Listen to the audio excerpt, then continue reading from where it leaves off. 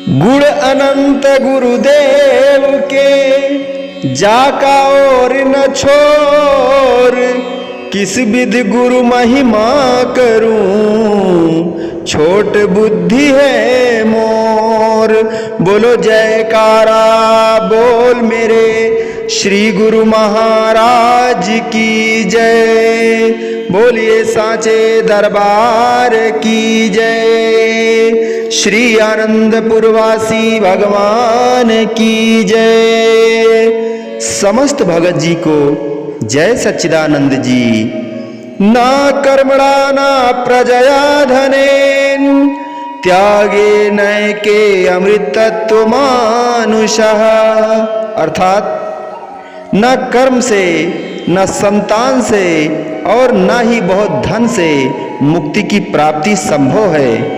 मुक्ति के लिए तो त्याग के अतिरिक्त अन्य कोई साधन नहीं है। उपरयुक्त श्लोक में उपनिषदकार ने जिस त्याग को मुक्ति का एकमात्र साधन बतलाया है, उसके वास्तविक स्वरूप पर विचार करने की आवश्यकता है। संसार में प्रायः लोग त्याग का यही अर्थ लगाते हैं कि मुक्ति की प्राप्ति हेतु घर बार से संबंध विच्छेद करके तथा संसार के सुखों की तिलांजलि देकर वन में निवास करना।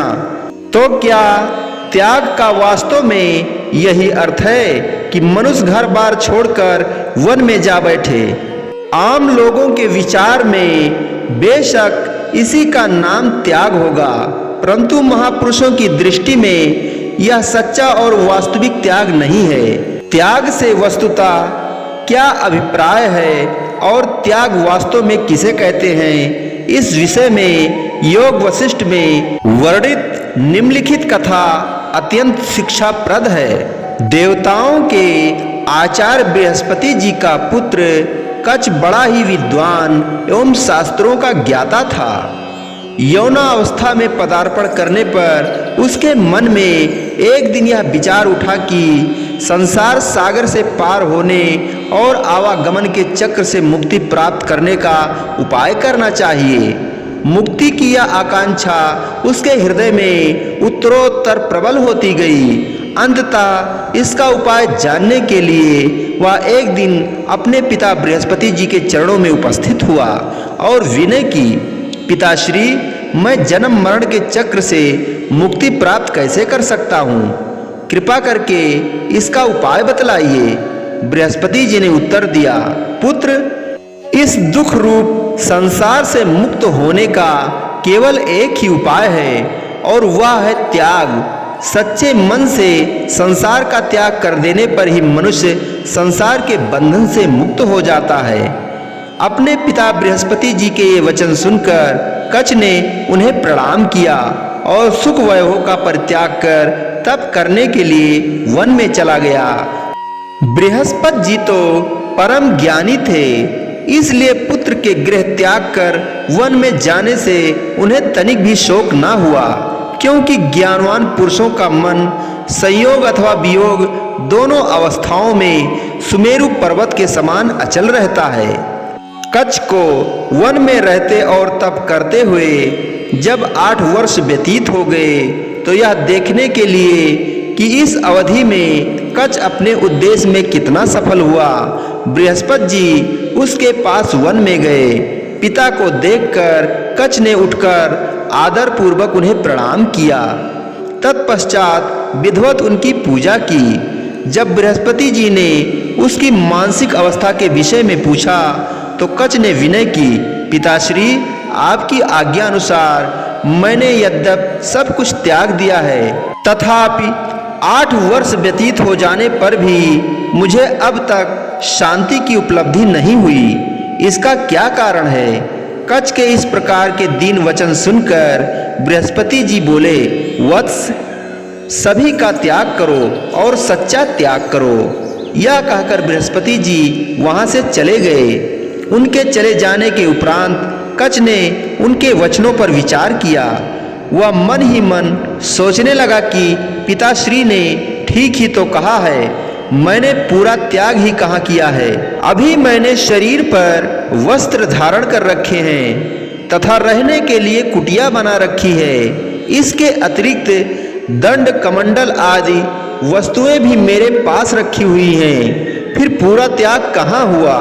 यह सोचकर कच्छ ने वस्त्र उतार फेंके, कुटिया को त्याग कर चल दिया, अन्य वस्तुओं का भी परित्याग कर दिया। अब वह वन में दिगंबर वेश में रहते हुए घोर तप करने लगा। इस प्रकार कठिन तप करने से धीरे धीरे उसका शरीर अति कृश एवं दुर्बल हो गया, किंतु इतने पर भी मानसिक शांति प्राप्त होना तो दूर, उसका चित्त और भी अधिक खिन्न एवं उद्विग्न रहने लगा। कुछ समय के उपरांत बृहस्पति जी पुनः कच्छ के पास गए। कच्छ ने अत्यंत श्रद्धा पूर्वक उन्हें प्रणाम किया। बृहस्पति जी ने स्नेह पूर्वक कच्छ को गले से लगाया, फिर उसकी मानसिक स्थिति के विषय में पूछा। कच्छ ने विनय की, पिताश्री, आपके आदेशानुसार मैंने सबका, यहाँ तक कि दंड कमंडल तथा वस्त्रों का भी त्याग कर दिया, परंतु फिर भी मुझे न तो मानसिक शांति की प्राप्ति हुई है और न ही आत्मपद में मेरी स्थिति हुई है। तभी बृहस्पति जी ने कहा, वत्स, हमने तुम्हें यह कहा था कि सबका त्याग करो और सच्चे हृदय से करो।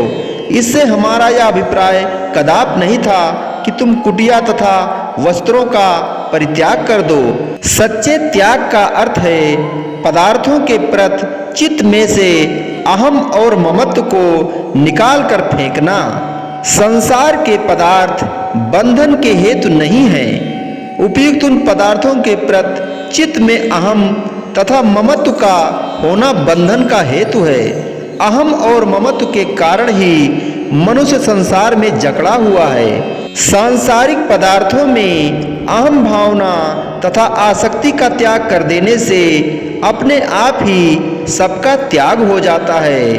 तब आवश्यकता के अनुसार सांसारिक पदार्थ उपयोग में लाए जाने पर भी बंधन का कारण नहीं बनते। अतएव तुम अपने चित्त से अहम और ममत्व का पूरी तरह त्याग कर दो। तुम्हारे चित्त में संसार के पदार्थों के प्रति तनिक सी भी आसक्ति न हो। यही वास्तविक अर्थों में त्याग है, और ऐसा त्याग करने पर ही मनुष्य आत्मपद में स्थित होता है। और जब वह आत्मपद में स्थित हो जाता है तो फिर उसे मानसिक शांति स्वयं ही प्राप्त हो जाती है। बृहस्पति जी के उपदेश से कच्छ के मन रूपी आकाश से अज्ञान के बादल छंट गए और सच्चे त्याग का अर्थ भली भांति उसके समझ में आ गया। तत्पश्चात वह संसार को चित्त से त्याग कर हर समय परमात्मा तत्व में लीन रहने लगा। अब उसका मन हर तरह से शांत था। बोलो जयकारा बोल मेरे श्री गुरु महाराज की जय। बोलिए साचे दरबार की जय। श्री आनंदपुरवासी भगवान की जय। समस्त भगत जी को जय सच्चिदानंद जी।